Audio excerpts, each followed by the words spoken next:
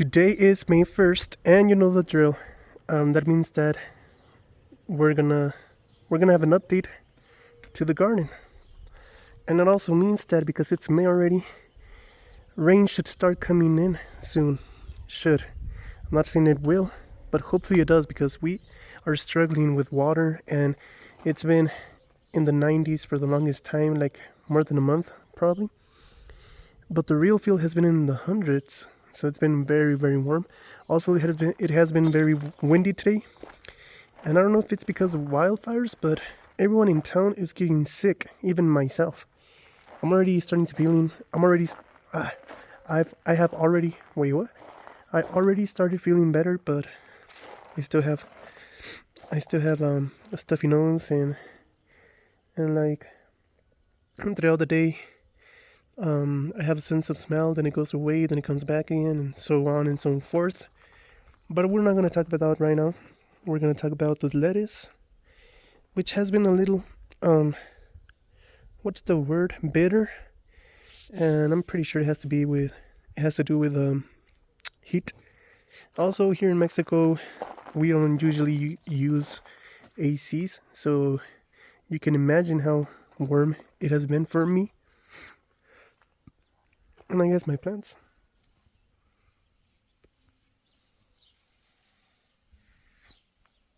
This pepper plant, I think it's called rocado.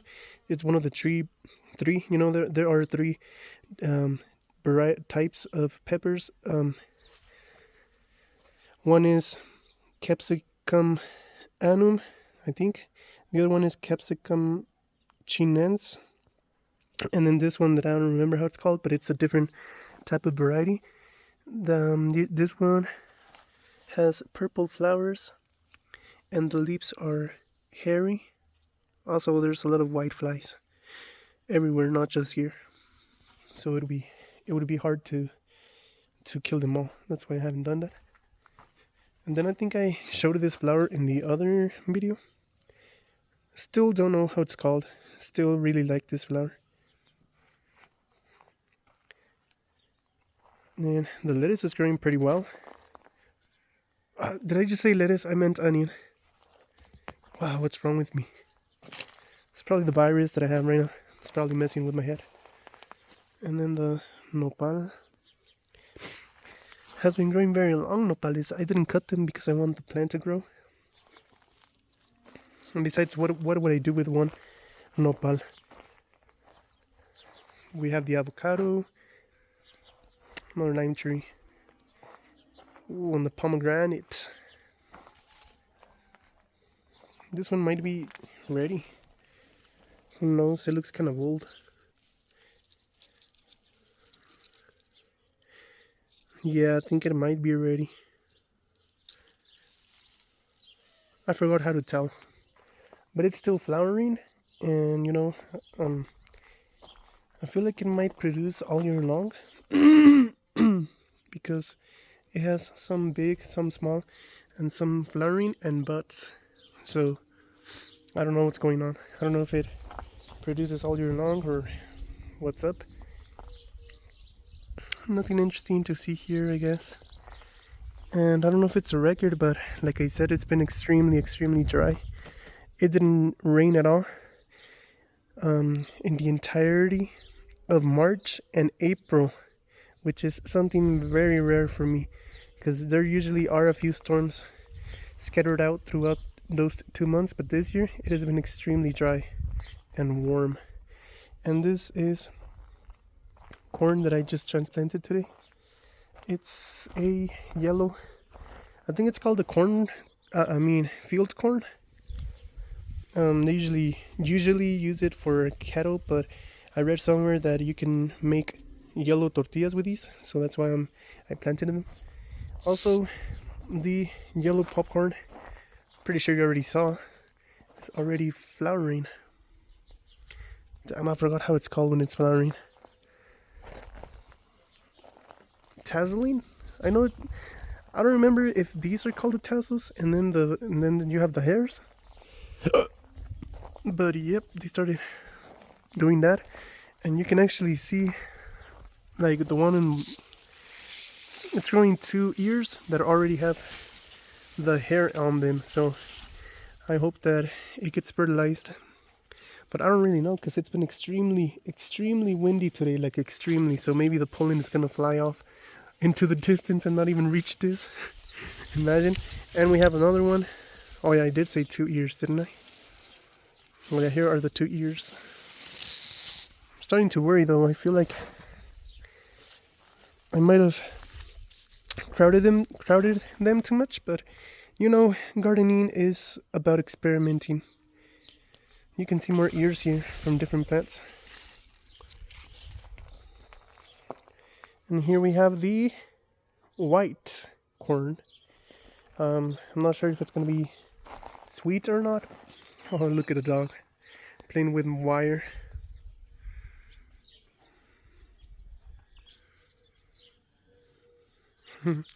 I'm not sure if it's gonna be sweet.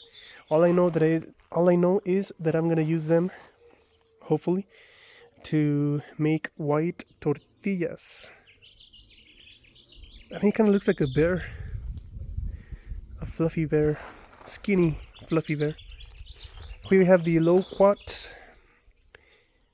tree, the apple tree, green apple tree. I don't know what variety it is, but I know it's a green. It's supposed to be a green type of apple. And then right next to the white corn, we have the sweet yellow corn, just growing very well. What surprises me is the width of the leaves. Like, they're perfect for corundas. But I still need to I need to wait until it starts flowering and until it starts growing the ears, so that I can know what leaves I can actually cut down. But this one would be perfect. God damn it. Wait, is that a bad word? I don't know. It's almost as tall as that corn already, but I know for a fact that this variety of corn grows way taller than that one. And then here we have corn that has been damaged by birds that like to sit on them. As you can see, all of this is damaged from birds trying to sit on them. Well, not sit on them, but you know, land on them, I guess. Either that or they bit them. I don't really know. They bite them. Bit them. I don't know why he said bit. This one I'm also gonna use for tortillas, but they're gonna be red tortillas because this is a red variety of corn. And yes, this year for some reason I got obsessed with corn. As you can see, I have 1 bed here of corn, 2 beds, 3 beds, 4 beds, 5 beds of corn. But I don't know, it's because it's so versatile. And I've never been this obsessed with corn. Maybe it's because I started making a lot of tortillas. I think that might be it. And here's my mango starting to grow leaves again, and the mangoes are growing. These ones are bigger. Hopefully, like I've always said, hopefully it grows at least one of them so that I can taste it, try it. And then remember how I said that I was pretty sure that it was in an habanero plant? Well, I was right, because you can already see them growing. There's no way that's not an habanero. And it has a few. I counted them and it's like 10. So, you know.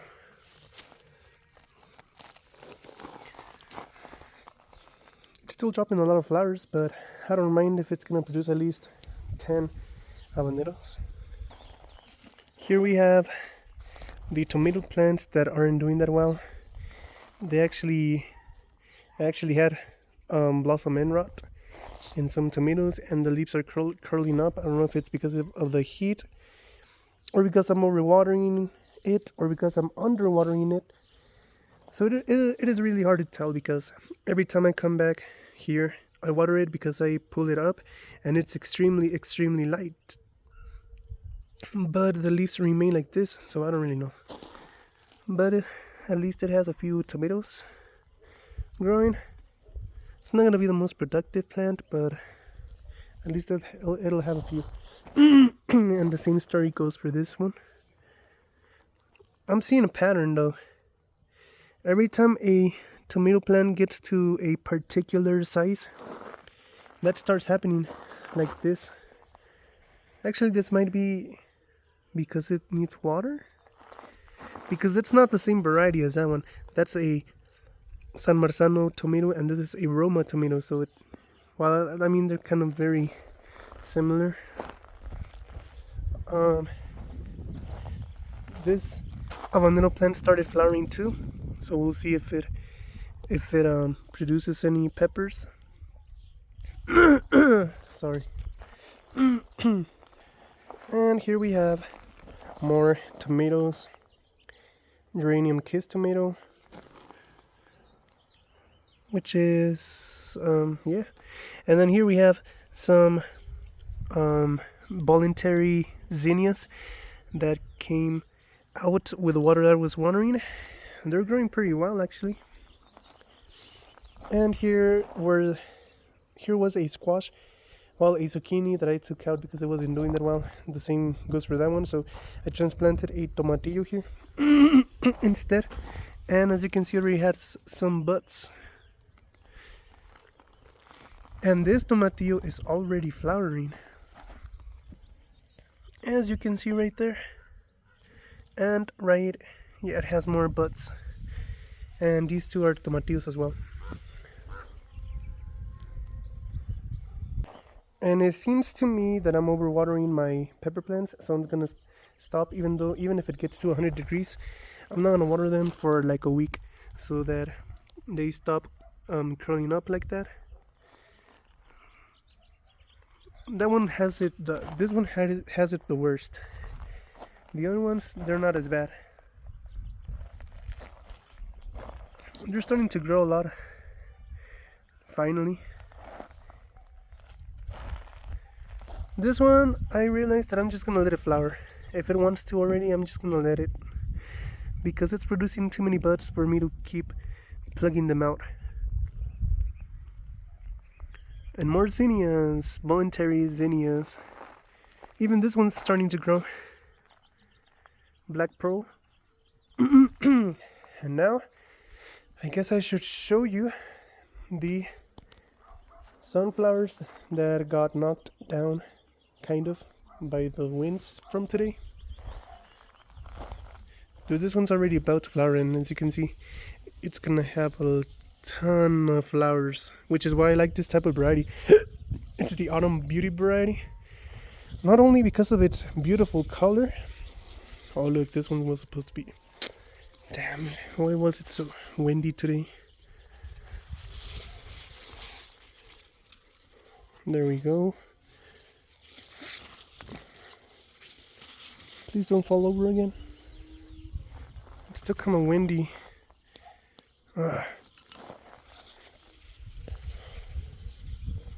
Oh well, there's no use. And something changed from last time. This time around, my zinnias started flowering, the ones that I actually seeded, planted. So first I'm going to show you the Envy zinnia, which I never had before, and it's actually quite beautiful. Like, I never thought it was going to be this beautiful green. Well, I did think that's why I bought it, but actually seeing it in person is kind of crazy, you know? It's like something you always want, and then you finally have it. All of these are going to be the same color. And then here we have the beautiful cactus zinnias, which actually surprised me a lot, because I didn't think it was going to look this beautiful. But that's probably one of the best looking zinnias I've ever seen in my whole life. Look at how beautiful it looks. Like, I've never seen in a zinnia this fiery orange before. It's such a bright orange. And we're gonna see what other colors are gonna flower. And also, you know how I've always had zinnias for like probably like 7 years now, or 6 years now? It's always been the same variety. It's the elegant zinnia, I think it's called. And it's a mixture, so I've always had like different colors.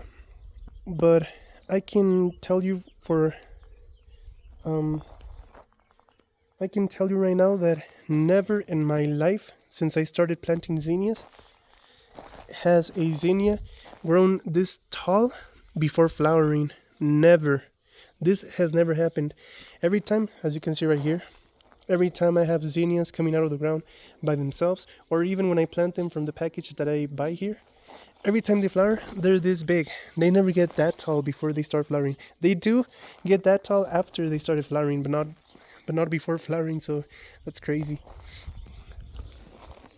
And well, I mean, there's no point in showing the peach tree right now since, you know, the guava tree started flowering. We'll see how many fruit it produces. There's nothing new about the avocado tree, and there's nothing new about the fig tree except for a lot of figs that are starting to form. But who knows if they'll grow, because I've seen that the fig tree is a little more sensitive to the heat. So we'll see. Damn, it looks like a forest right now with that corn, because it looks very dense. Well, yeah, that's pretty much it when it comes to my backyard. So now we're gonna go to the front yard, and as you can see, there's some clouds. There are some clouds, but not the rainy type. It's just some cold frozen clouds.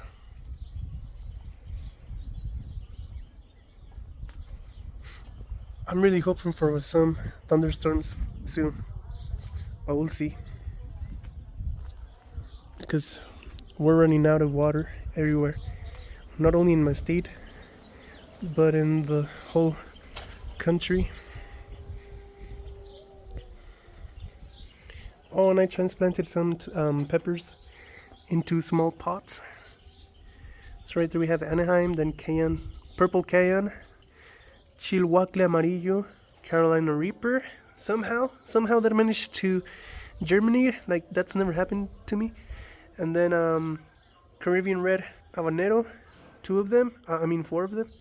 And then here I planted some serrano seeds from a serrano that I ate, which was very large. So I wanted to see if it would grow like that. And then these that I had to transplant as well, but hadn't had the time or the energy. And then here we have this beautiful, I guess, bush that grew into a tree that has been flowering. And since I've been watering it, it's getting like a nice green color. These are the same type of trees, bush, whatever you want to call it.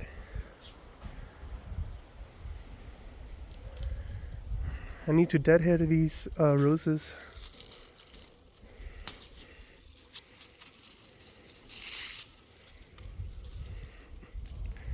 Still very windy.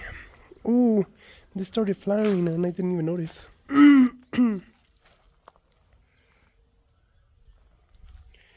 We also have this. Oh, it's gonna be my favorite type of yellow. Oh, and here we have seeds. I think some nice roses. I hate when my phone does that.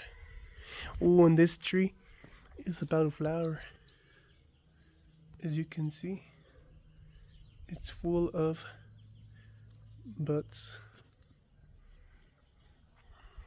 And I like the way it gets so dense.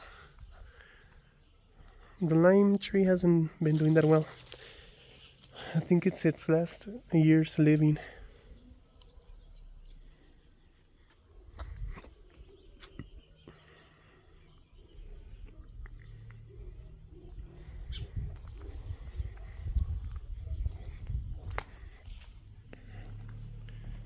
This apple tree has been loving it.